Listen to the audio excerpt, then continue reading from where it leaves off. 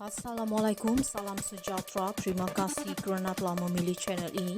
Jangan lupa tekan butang like, komen, subscribe dan share untuk Bagaimana Syahidan Kasim mendapat bernas yang membawa masuk RM2 bilion setahun daripada Tun M? Pada 12 November 2013, Anwar Ibrahim berkata niat asal untuk menswastakan bernas adalah untuk memastikan pemenuhan keperluan beras negara yang semakin meningkat melalui pengurusan stok simpanan nasional dan skim subsidi harga padi. Beliau juga menambah bahawa penswastaan diperkenalkan untuk memastikan petani Bumi Putra, pengedar beras dan pekerja di bernas mendapat manfaat daripada pemilikan ekuiti. Bagaimana puak Syahidan memperoleh lembu tunai bernas? Lembaga Padi Negara atau LPN telah diswastakan kira-kira 8 tahun lalu, 23 tahun lalu sekarang, kepada apa yang dikenali hari ini sebagai Padi Beras Nasional Berhad Bernas. Walaupun ia sepatutnya sebuah syarikat awam, Bernas sangat dikawal oleh satu keluarga, iaitu Menteri Besar Perlis, Syahidan Kasim.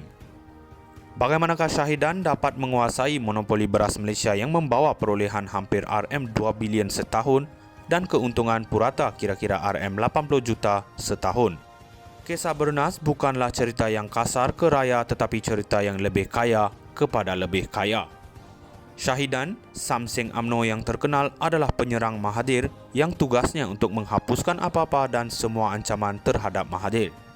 Syahidan ketika itu adalah ahli Parlimen Arau, Perlis, pengurusi Kelab Penyokong Belakang Parlimen, BBC, pengurusi daripada FAMA, pengurusi Yayasan MARA, pengarah MARA dan ramai lagi.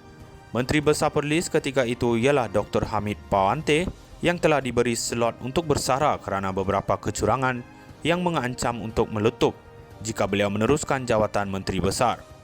Syahidan dikenal pasti sebagai pengganti Dr. Hamid.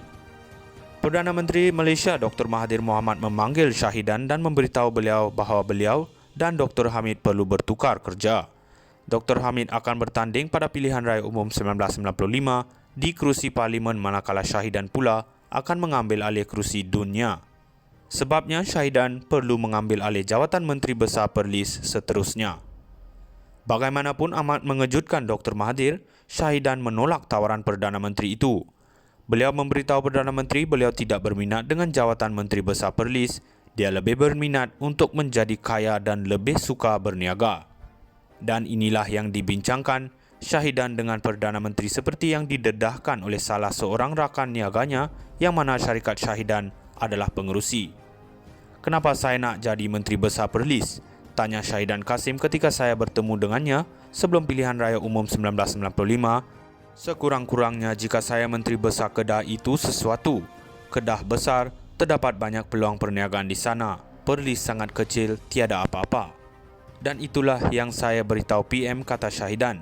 Saya beritahu dia saya tidak berminat menjadi MB Perlis, saya nak berniaga. PM terkejut, tambah Syahidan.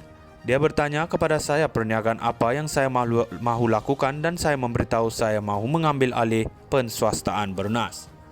PM berasa hairan dan memberitahu saya dia telah menawarkan saya jawatan MB Perlis dan saya menolak tawaran itu.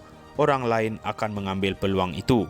Sudah tiba masanya kebenaran didedahkan dan rakyat Malaysia disedarkan tentang eksploitasi yang dialami oleh pesawah.